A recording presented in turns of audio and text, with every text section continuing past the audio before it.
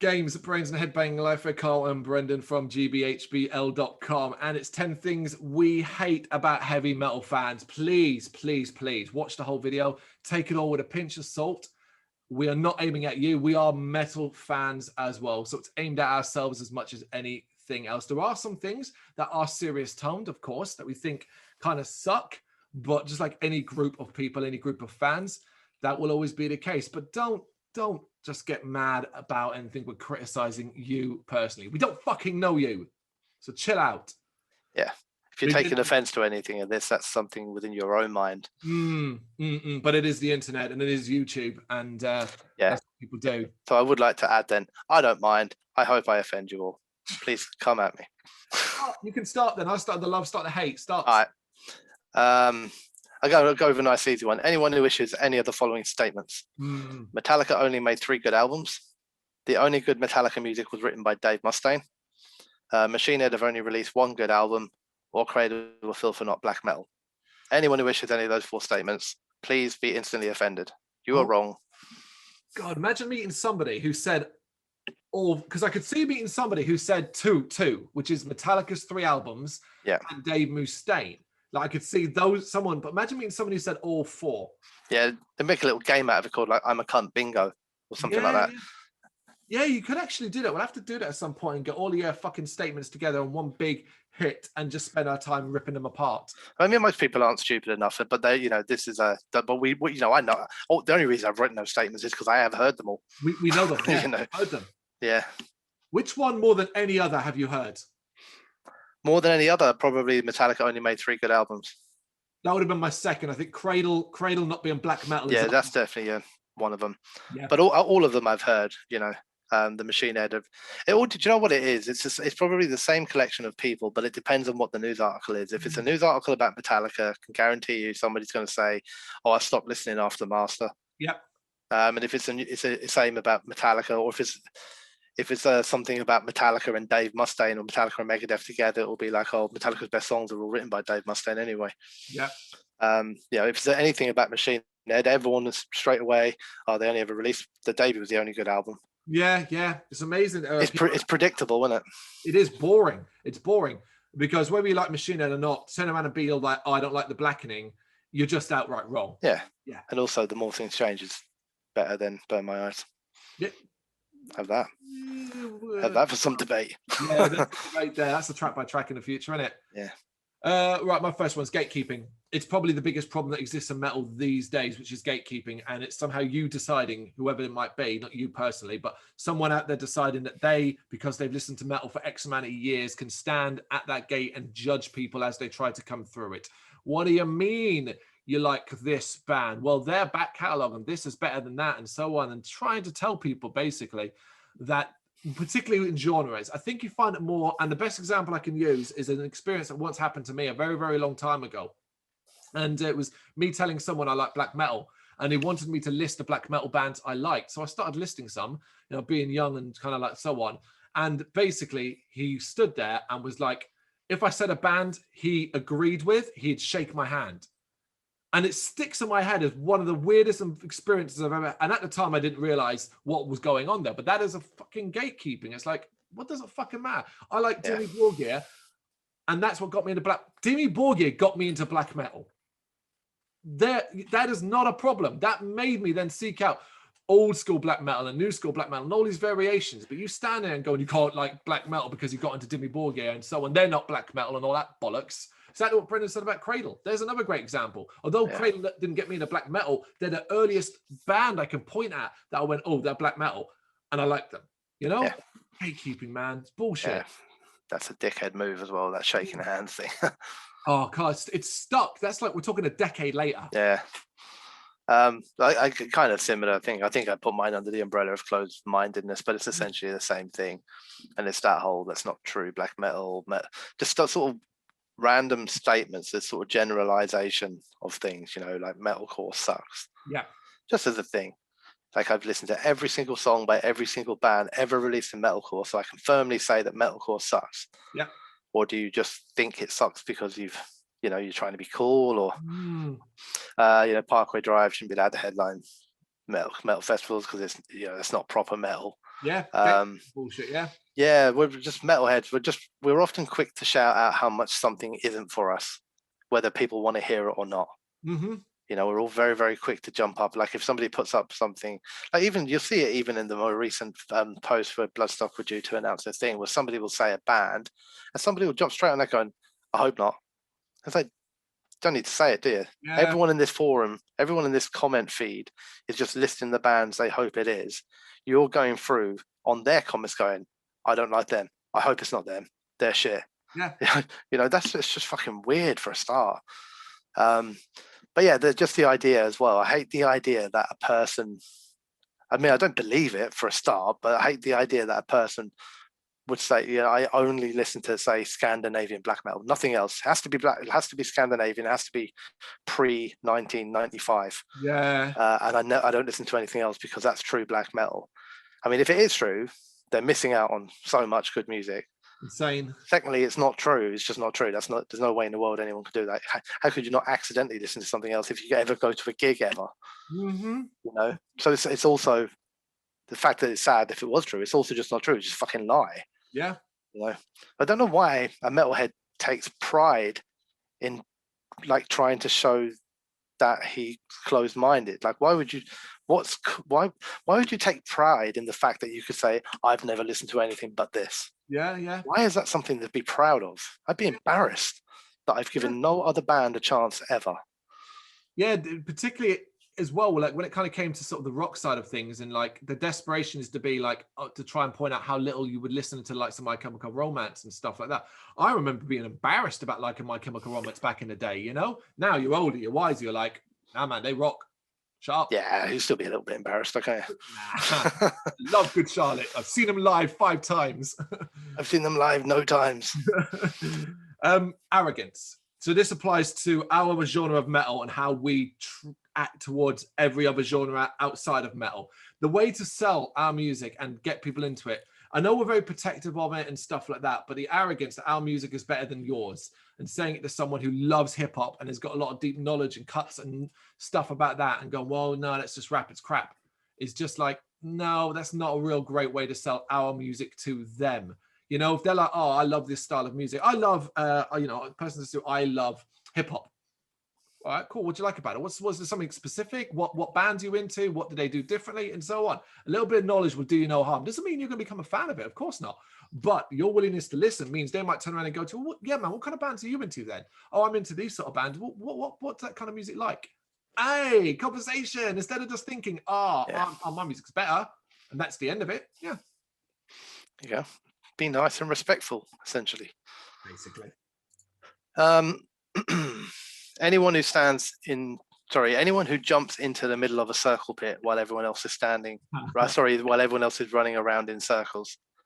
Anyone who jumps into the middle and stands there with their hands up, giving all that, oh, come at me, bro, sort of bollocks. Just stop your attention seeking and run with us. Yeah, man.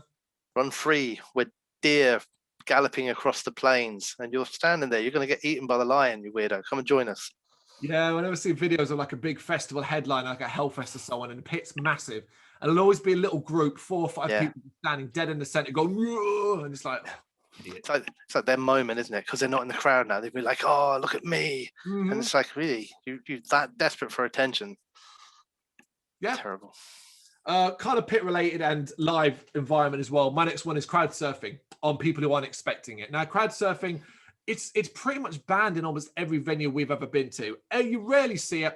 I think perhaps at places like the Underworld. It's and I personally have never crowd surfed. Just didn't like the idea of it. And I now I'm older, less likely to do. I've got shit in my pockets, people. I'm not losing my phone for the sake of that. But I got no problem with it, and I'm more than happy to be part of the throng that hold people up. Great fun it can be, provided the person is not kicking and screaming in the air. Because as well, if you are going to crowd surf, lie still. And also pick your moments. Don't be diving on a group of 5 people and where there's a massive space. You're just going to hit the fucking floor. However, that's not the problem. The problem with the people at crowd surf from behind. So I'm talking about you and your mate standing going, oh, I want to fucking surf. And him boosting you up and throwing you up on all these people who aren't even looking at you. So have no idea you're about to come down on the back of their heads and necks. You'll fucking hurt someone. But also you will get punched, kicked, everything there because you have just landed on top of people's fucking heads. If you're going to crowd surf, do it from the front and be prepared for people to struggle with you and be decent about that. You are the one deciding to land and get on top of people. They may not want you to. In fact, imagine most people at the front really don't fucking want you to. Yeah. Yep. There was that thing as well, when it like crowd surfing is kind of meant to be you're lying there while the crowd pushes you along, but you get those people who almost treat it like they're mountaineering. You know, they almost try and walk across the crowd in like their size 12 fucking new rocks, dragging down the side of your face and everything, and you're like, just lie there. We have witnessed some dumb shit, to jump into fucking mind over the years in regards to people going up on stage and then just diving into the crowd as if it's a fucking swimming pool. One was at the Red Lion for While She Sleeps, and we watched some guy just basically dive at a woman.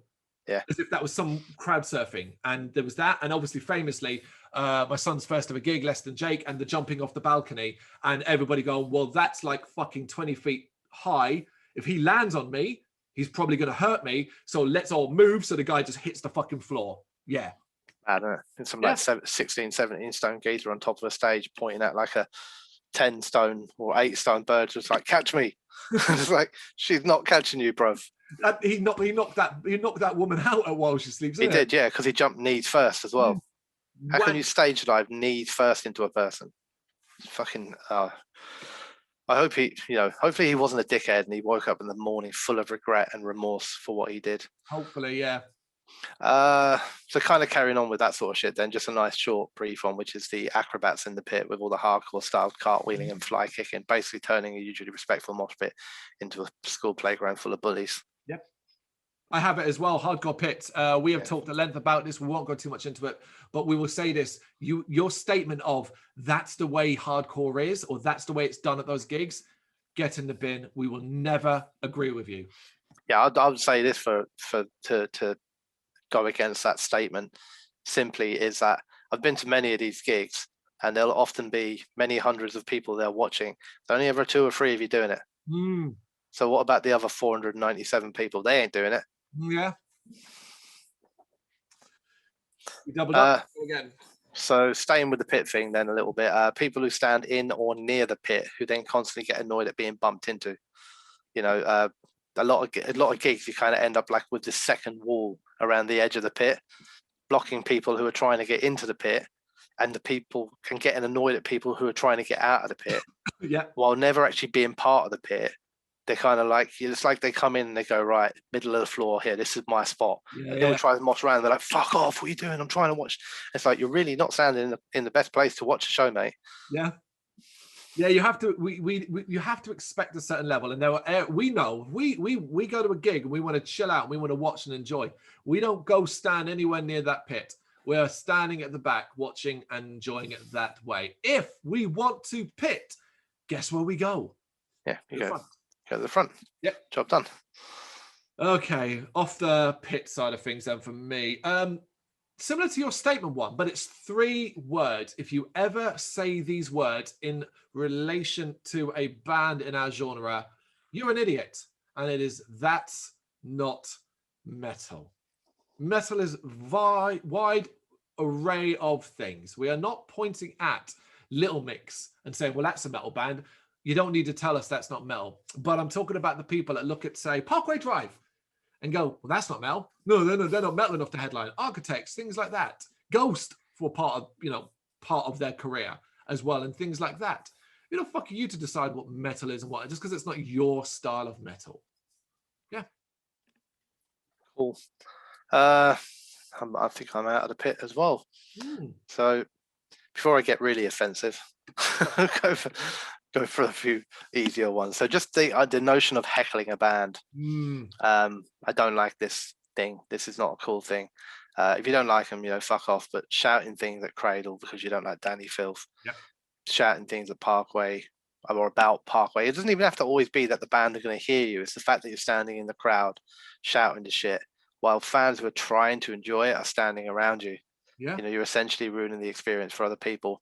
And I think probably, and also the idea that, you know, somebody tries to crack a joke and then they just repeatedly repeat the same fucking stupid statement for a whole show. And the example of that was the Mega Dave during Megadeth at Bloodstock.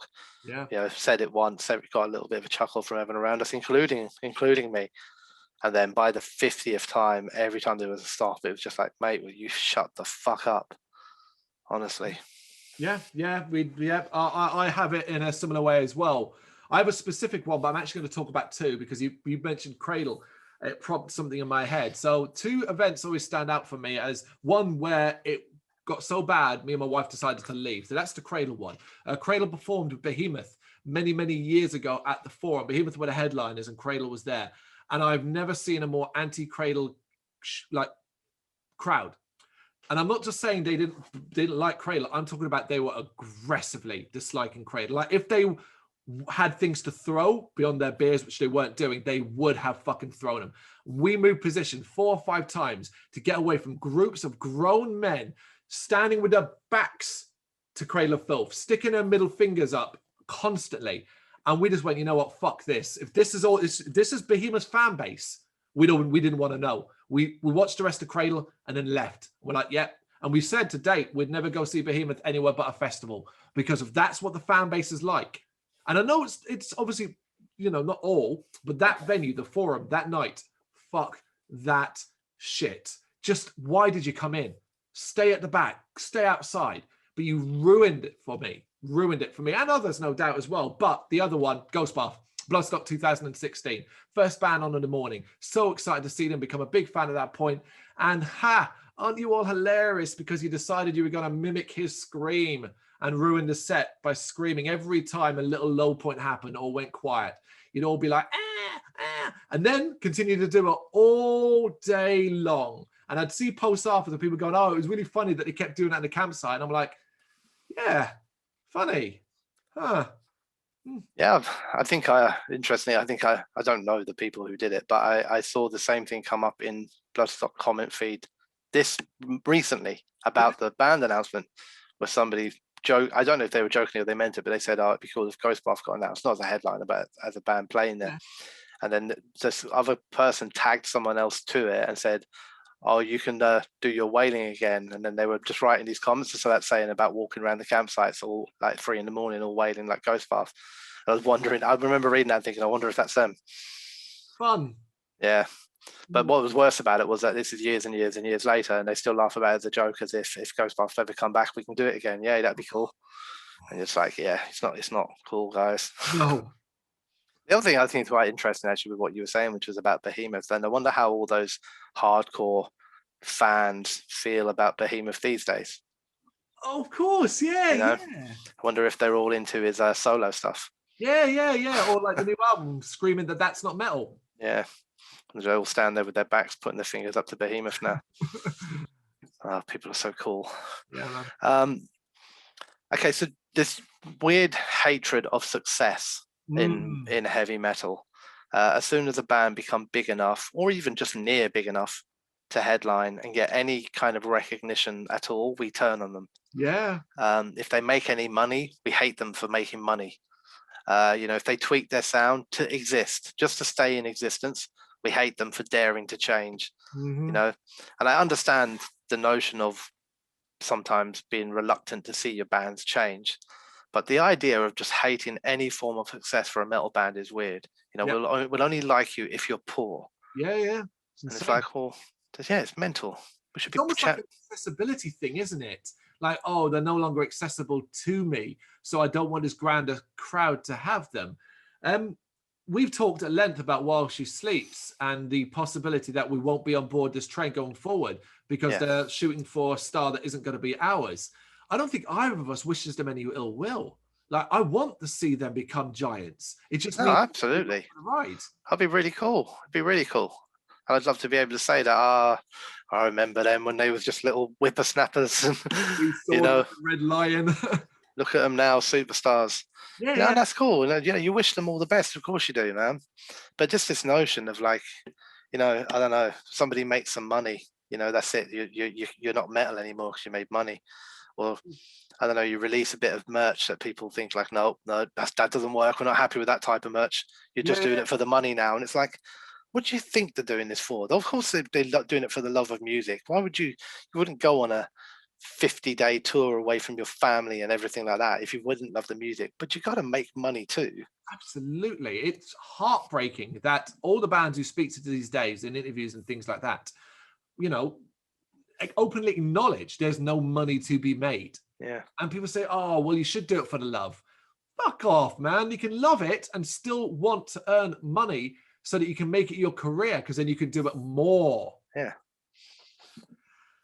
Sticking with the kind of being annoying pricks, screaming as loud as you can, but one specific thing more than anything else, and it is Slayer. This one is undying, it seems, and it doesn't matter where you are. As soon as there's an opportunity, some guy will decide he's going to try out his death metal vocals and scream Slayer as loud as possible, even if Slayer are nowhere near the fucking venue or gig. I hate it. Yeah, we had it, didn't we, at Parkway Drive with Dayar and Killswitch Engage, etc. at Ali Pali. We were in the pub beforehand at the bottom of the hill, and there was a guy in there just screaming Slayer. And then he happened to get on the same bloody bus up the hill with us, and he was sitting on the bus screaming Slayer. And all his friends would chuckle every time he did it, and it was just like, oh mate, I hate you. I like to believe that he generally didn't know where he was going, and he got in and was like, wait, this ain't Slayer. Yeah. It's just, maybe, I don't know. I would think of like The Stand, where what's his name only knows how to say moon. Moon spells moon. And maybe that's it. Maybe he only knows how to say Slayer, and he's like just come out of a coma recently, and he just walks around going, Slayer? Or he's just a big Buffy fan. Yeah. True. Okay, so another kind of gig one actually, but I guess this is a bit more jokey, but I kind of mean it slightly, which is bag carriers.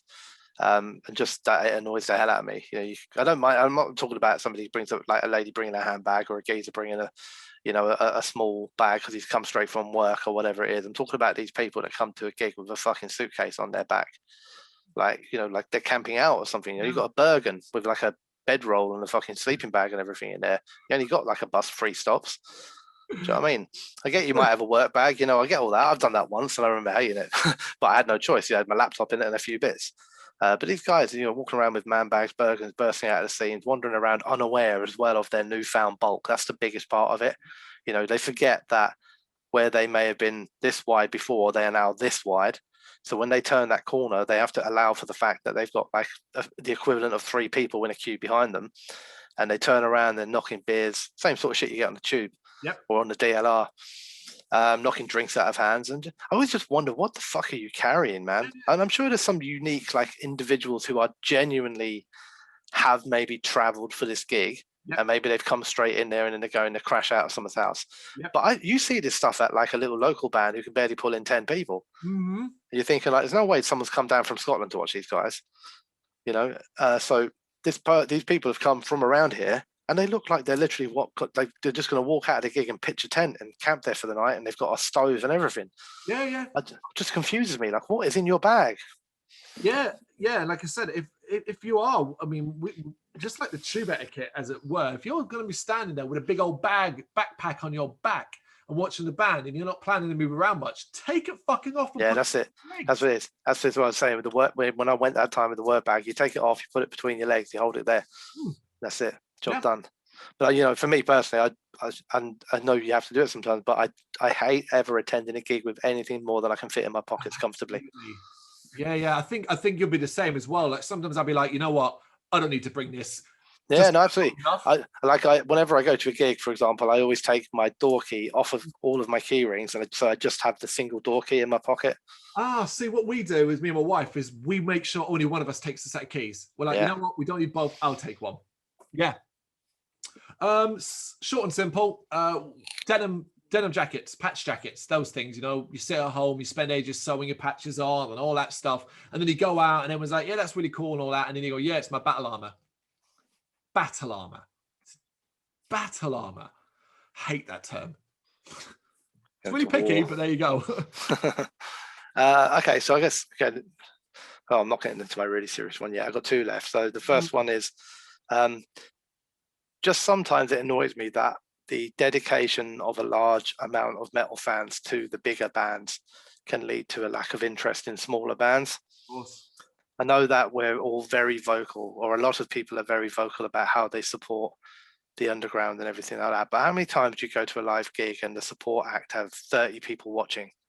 You know, like you might be at the forum, there might be 1,200 people, 1,200 tickets holders, like 15, 20 of them standing there watching the support act. And then the main act are due to come on and they come out of nowhere, like thousands of them. It's like, where have you even been? How come were none of you at all interested in even giving these guys a go? Or, you know, you go to a festival, right? How can 15,000 people at a festival mean only 20 people in the New Blood stage? Yeah. How does that add up? You're saying that out of every single person pretty much in that festival, they all had something else to do while the New Blood stage. And I know that there are always people in the New Blood stage, but it is very rare to see more than 20, 30, 40 people in there, unless it's raining. Yeah, there's an odd band that might go up towards 100, but you're right. Yeah. I've never been in that tent when it's been packed. No, I've never struggled to get into it. Yeah. You know, sometimes you can struggle to get in and it looks like it's packed, but it's only because people are standing at the edge. Yeah, so they can walk off. Yeah. Yeah, and the whole back end of it's empty, you know. Yeah. We love that stage. Yeah. Sticking with a sort of silly, but basically it's thinking you're hard because you like metal, and specifically death metal, and you're walking around and you're scowling and you're just generally not so much being a nuisance, but you're acting intimidating because, you know, I like heavier music. It might mean in a gig you're the one that bowls your way through the fucking crowd. While your little mates follow behind you to get to the front, or you're grabbing each other and dragging each other through and shit like that. It's just general decency sometimes just doesn't exist. And I think, it's particularly that thinking I'm a tough guy, because one day someone will lamp you. Yeah, hopefully. Okay, so my last one, and this is serious now. I get annoyed at the outrage of metal fans about the current issues bands and venues are facing, about how everybody seems to feel that they're a politician now explaining how the government has failed the industry. Right. And I mostly agree. I'm not saying that this isn't a pro-government speech, but it's the fact that these are the very same bands and the very same venues pre-Brexit and pre-COVID that couldn't get a punter in through their doors to see a small band. You know, bands barely selling CDs. This is an issue that's been going on for years. Bands not making any money on tours. Some bands choosing not to come to certain countries because they can't sell shows there. All of this stuff has existed in our industry, in metal, for fucking years and years and years, essentially from the point of streaming becoming a thing where people could get an easy fix of music without having to get off their arse to actually go and see it or go and buy it. And I just, you know, we've been to so many embarrassingly underfilled gigs for great bands when there were no global issues. You know, and now we get to watch everybody act like all the problems in the industry are coming because of Brexit and COVID and the government and underfunding and everything like that. And we don't seem to be willing to accept the fact that actually, while that is definitely a major problem, it's been completely compounded by the fact that we haven't supported the industry for years building up to these problems. It's why they have no strength. It's why they can't survive a couple of years of a crisis. Because for the last 10 years, you know, we've both done it. We can name bands. We go to see Ghost Bath and Mole. Changed venue 2 or 3 times, I think, in the build up to that. Kept reducing smaller and smaller and smaller. The Dome to the Boston Music Rooms to eventually Electroworks. And even in there, it was embarrassingly empty. It was. We saw Night Rage with Abhorrent Decimation, I believe, or maybe somebody else. Demonic Resurrection. Demonic Resurrection, So, same amount of syllables. And again, embarrassingly empty. And it's not like they're not one-offs, man. You go to the Black Heart. Go to the Black Heart in Camden 3 years ago on a Thursday, Friday, Saturday night. These places ain't packed. Go to Incineration Fest. And go and look at the bands. There's a couple of the bands we saw in there, 3-4 people watching. And this is all pre-COVID, pre-Brexit. And I'm not saying that anything that's happening now is good, or because it's not, and there should be support, and I 100% agree with that. I'm definitely not pro any of the government decisions on any of these things. But I just love how, the Black Heart's going under. is only because of these issues? Yeah. Or is it also not helped by the fact that for years and years and years pre this, they've also had to struggle to break even and pay their rent monthly? Mm-hmm. You know, so maybe it's time we as metal fans looked at ourselves a little bit in this as well. So maybe it'll, who knows, maybe it'll change things for the future if whatever these venues can survive. And you know, we can all stop moaning about how the government don't support them and go back to not supporting them ourselves. Yeah, I'm going to be a cynical bastard here as well about it. Let's say the latter part of 2021, everything is open and we're able to go to our venues and bands are able to tour and stuff like that. For the first 6 months to a year, there'll be an upkeep. There'll be an uprising, so to speak. The venues will see a lot more busy gigs. People will be so hungry and desperate for it. But if everything is open, do not tell me within a year we won't be back to the exact same situation where it's just like, I can't be bothered. Yeah, that's it. My last one then is a little bit more jokey in the sense that I find nowadays more than any other that metal fans have an obsession with trying to prove to other metal fans how open-minded they are. So every conversation leads to, well, no, I like this and all that, but I also listen to Lady Gaga, and you should as well, and stuff like that. And it's like, no, I've heard Lady Gaga, don't like it. Oh yeah, but why don't you check out? No, dude, is Lady Gaga's style going to change that much, and so on? And it's become a bit of a almost one-upmanship. Oh well, I also listen to this style of music, and oh yeah, I like my metal, but I also just happen to listen to reggae. Cool, good for you. I don't care. I'm not going to. Oh, but you should, because it'd open your mind. What do you mean? Open my mind to what? Other styles of music. I know other styles of music exist. I hear them everywhere. I go to do a food shop through my local Morrison's. Guess what's playing? I'm not hearing Anil Nakrath in the speakers of Morrison's. That would be cool. I would love to. You know what I mean? I'm not hearing it. I'm hearing whatever mainstream safe music is being played. Every shop, everywhere I go. I put the radio on. I put the TV on. An advert plays for a fucking car. It is not Infinite Annihilator playing over an advert for the next Skoda, is it? No, it's fucking not. I hear it everywhere I go. So I get my fix. But so to me, the whole one-upmanship is deeply unnecessary. If you like other styles of music, good for you. Don't tell me I'm wrong, because I don't. Yeah. I agree. Yeah. I was open-minded when I was younger. And yeah, then I made my decisions. Yeah. I grew up. My first proper listen in this country was Supergrass. Brit pop. Supergrass. There you go. I've done it. I've done my time, as it were. You know? I've had fucking girlfriends who weren't into metal. Jesus, done my time. You know? Anyway, there you go. 10 things we hate about heavy metal fans. Hey, let us know what you think in the comments. Thank you very much for watching. You can check us out on gbhbl.com, as well as on Facebook, Instagram, Twitter and Tumblr. Go to Patreon and help us out over there. That's patreon.com/gbhbl, as well as Big Cartel, where you can find some of our merchandise. We have a podcast running on SoundCloud and Apple Podcasts. And of course, if you like this video, do us a favour, hit the subscribe button and help the channel grow. Games, horror and heavy metal. What else is life for?